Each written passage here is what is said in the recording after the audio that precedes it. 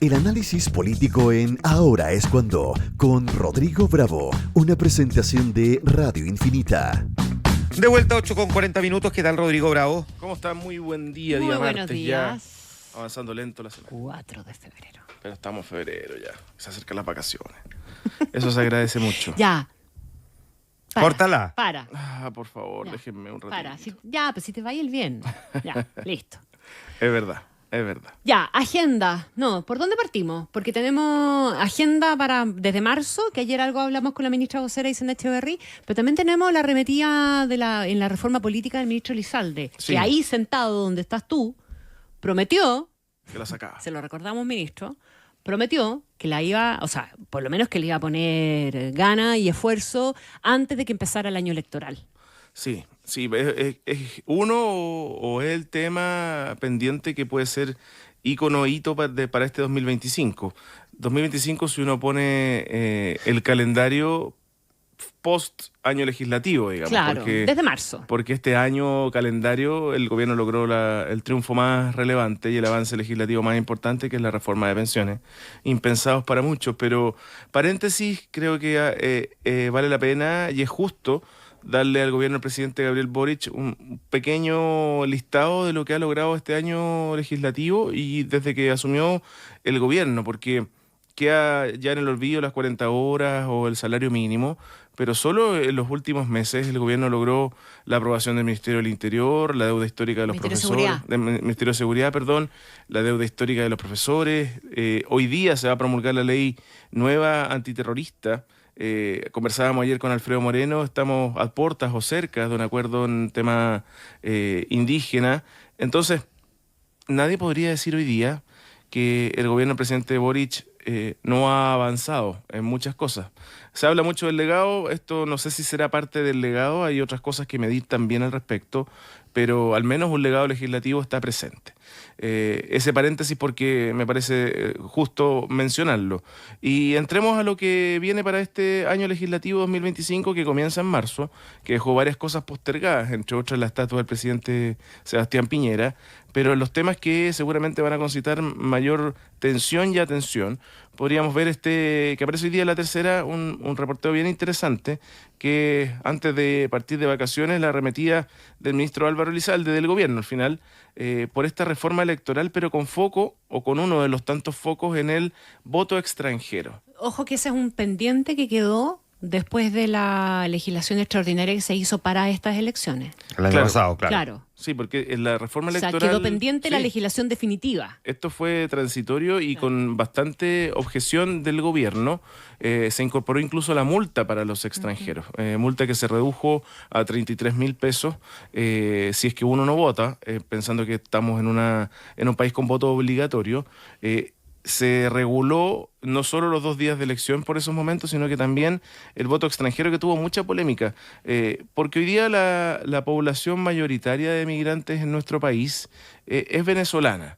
Y se hizo una lectura quizás antojadiza, porque si uno revisa los resultados electorales, en algunas comunas no necesariamente se dio la lógica que se preveía en esos momentos, que eran votos que iban hacia la derecha. Una Venezuela que está en Chile, crítica a la dictadura de Nicolás Maduro, que en muchos casos tuvo que escapar de allá, y que hoy día tienen la posibilidad de votar, porque estamos hablando de ciudadanos que tienen más de 5 años en nuestro país y que debido a eso cumplen con el derecho a votar. Ahí hay una serie de vacíos en la legislación actual, porque la Constitución no establece el voto obligatorio, sí el derecho, pero la ley establece el voto obligatorio y ahí se produce toda la confusión. Claro. Les decía yo que no sé si uno puede ser lineal y decir que ese voto venezolano es de derecha. Uno podría decir que sí, en Independencia, por ejemplo, que es una de las comunas con mayor voto migrante, donde ganó Agustín Iglesias, independiente pero de la derecha. En Santiago también, donde ganó Mario Desbordes, y otra de las comunas con mayor población, pero Recoleta, Estación Central, que son las otras dos, hay triunfos de izquierda. Entonces, es relativo de acuerdo sobre todo a una elección municipal. Y eso es lo que busca el gobierno, acotar esta elección solo a comicios municipales y regionales, claro, locales. Más locales, en el fondo. Que es donde vive el extranjero y donde eventualmente puede tener una sintonía y una cercanía con sus autoridades mayor que, por ejemplo, en un plebiscito o en una elección presidencial, que es lo que la moneda busca infructuosamente despejar o dejarlo separado.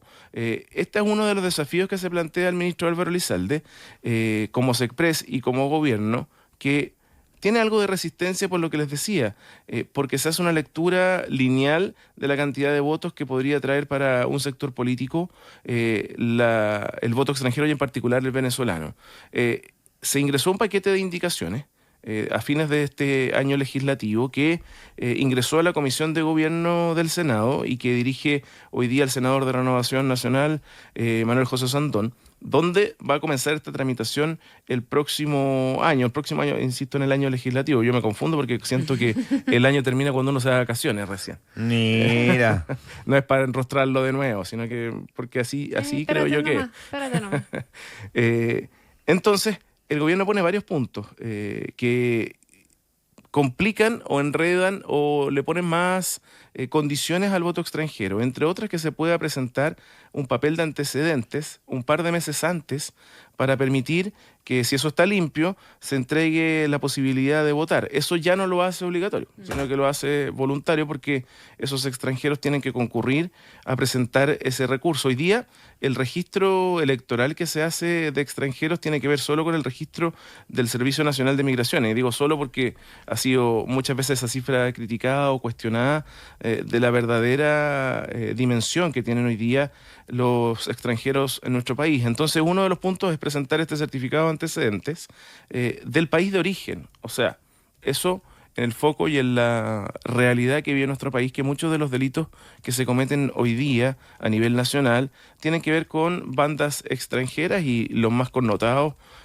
podemos hacer un listado de los que hoy día se le vienen a la cabeza a muchas personas desde el Tren de Aragua en adelante. Ese certificado tiene que ser presentado en el servicio electoral 170 y 140 días anteriores a la elección. Es decir, ahí pone ya una condición. Y ahora sin consulado y todos esos entes diplomáticos que no tenemos hoy día con Venezuela, pucha que se les va a hacer difícil si es que lo pueden, claro, porque ¿de dónde sacan esa información si no la traen de su país de origen? Ese es otro problema. Claro, es otro problema que va a estar presente en esto. Eso a grandes rasgos en términos de la reforma electoral. No le pongamos reforma al sistema político porque así se discutió cuando hablamos de la elección municipal y esto es netamente electoral. Va en el marco y en el paquete de otras discusiones y quizás una de las más difíciles con esa promesa que hacía el ministro Elizalde de aprobar esta reforma al sistema político que, entre otras cosas, tiene el umbral para que los partidos se mantengan ejerciendo, dependiendo de lo que logren en la próxima elección parlamentaria, si es que se aprueba antes, y también los cuestionamientos, las condiciones, Juanma, y críticas al que se le hacen a esos diputados que son electos por un partido político y prontamente renuncian y terminan siendo lobos solitarios, votando indistintamente con el gobierno o con la oposición de turno, al momento de ya sentirse con una independencia. Esos parlamentarios en esta nueva ley, el sistema de reforma al sistema político, quedarían de inmediato perdiendo el escaño. Entonces, esa es otra de las discusiones que en año electoral, lo decía el ministro Elizalde, pucha que se hace difícil, ¿no? Se hace súper difícil. Yo creo que es imposible. O sea, si el gobierno consigue en esta administración una reforma del sistema político, ese va a ser sin duda su gran legado, más incluso que el de la reforma de pensiones. Claro, porque incluso la reforma de pensiones habría tenido una tramitación mucho más rápida, digamos, si es que no hubiesen habido un montón de descolgados que pusieran palitos en el camino para evitar que esto avanzara rápidamente. Hay temas que el gobierno quiere poner sobre la mesa y los identifica en una suerte de tres pilares, el social, el público y el económico. Conversaban largamente con Vittorio Corvo las expectativas de crecimiento que tiene nuestro país para el próximo año, y por eso el gobierno ha puesto urgencia, por ejemplo, en reformas para agilizar la inversión y reducir la burocracia en trámites empresariales, la modernización del sistema de evaluación de impacto ambiental y agilización de algunos permisos sectoriales, cosas que podrían aumentar el dinamismo de la economía el próximo año. Y en temas que son parlamentarios, pero que el gobierno ha comprometido el respaldo, y así lo dijo el presidente de la República, por ejemplo, en su última cuenta pública, está la eutanasia, que es un proyecto presentado por el diputado Vlado Milosevic, hoy día candidato presidencial del Partido Liberal, y que está en la Comisión de Salud del Senado todavía sin discusión. Había mucha duda si era este el año para legislarlo, pese al compromiso del gobierno del presidente, por la composición de la Cámara, de la Comisión del Senado en Salud. Pero esta es una de los temas que debiesen ser prioritarios en este año, con otro tema de esta llamada agenda valórica, que creo que ya no tiene ese concepto, que es el aborto. El aborto libre o avanzar en el aborto más allá de las 3 causales, que fue un debate que estaba presupuestado para el año 2024, pero que terminó siendo una de las tantas cosas que se postergaron con Juanma para este 2025. Ayer la ministra Echeverry los ponía a los dos en la categoría de temas de salud pública, no de agenda valórica. Sí. Y esa es probablemente la dimensión en la que se van o el casillero en el que se van a insertar, por parte del gobierno al menos. Y lo que dio a entender es que básicamente lo que el gobierno va a hacer es propiciar el debate. No necesariamente no hay un compromiso sacar. Para despacharlo, claro. Exacto. Donde sí con hay compromiso y que se me queda Ahora fuera. es un debate en el contexto electoral que puede ser complejo. Sí, porque ponen aprieto a los candidatos de la centro-derecha. Exactamente. De hecho, no tengo recuerdo de haber escuchado a Evelyn Matei referirse a estos temas. De hecho, cuando fue la discusión del aborto, fue bien cuidadosa, como ha sido con varios temas, y bueno, le ha traído buenos resultados. Y es un tema que puede complicar harto a José Antonio Kast desde la perspectiva de sumar otro tema más contra las mujeres. Lo pongo en la dimensión en la que se ha puesto muchas veces la opinión de republicano respecto de algunos debates en el Consejo Constitucional, por ejemplo, ¿verdad? Se les terminó volviendo en contra la perspectiva del aborto, aunque era en una discusión distinta. No era el aborto total, como se pretende instalar ahora, y se los instaló en la cuestión de oposición a las mujeres. Después también en la reforma de pensiones se destacó mucho el no apoyo a la disminución de la brecha de géneros entre hombres, la brecha entre hombres y mujeres. Entonces, de vuelta se los puede volver a poner o se oponen a las mujeres. Un respaldo, electoralmente hablando. Claro, es un respaldo ciudadano no mayoritario el del aborto libre, pero con un buen porcentaje, que es similar al respaldo del presidente Gabriel Boric, del 30-35%.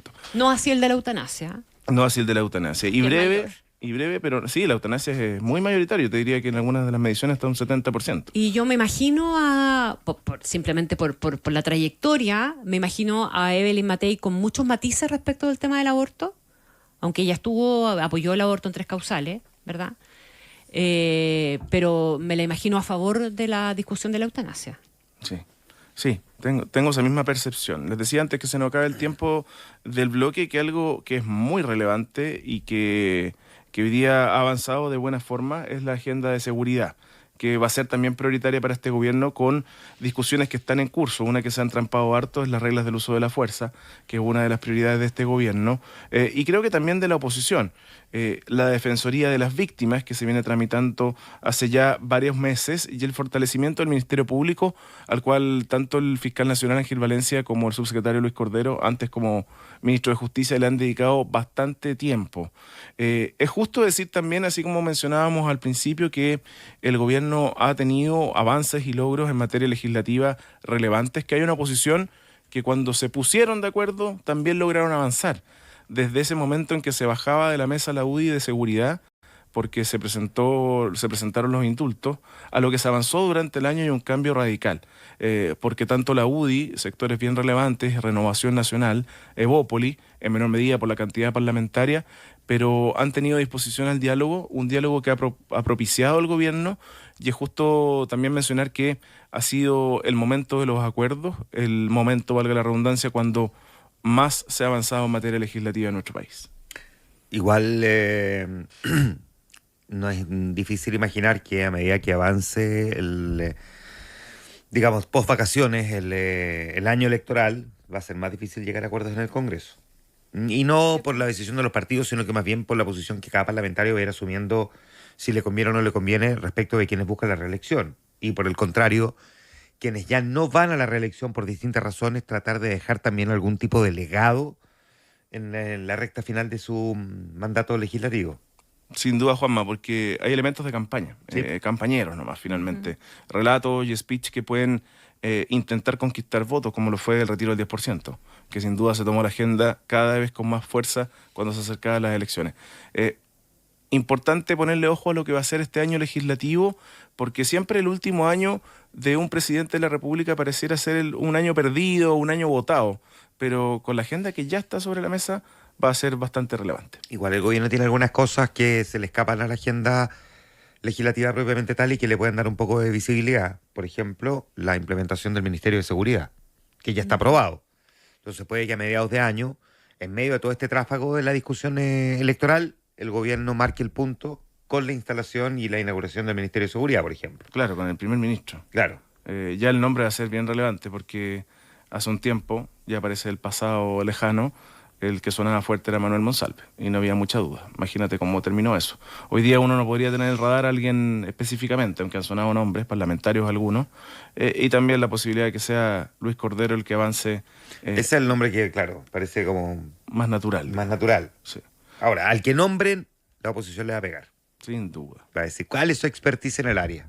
Acuérdense lo que les digo.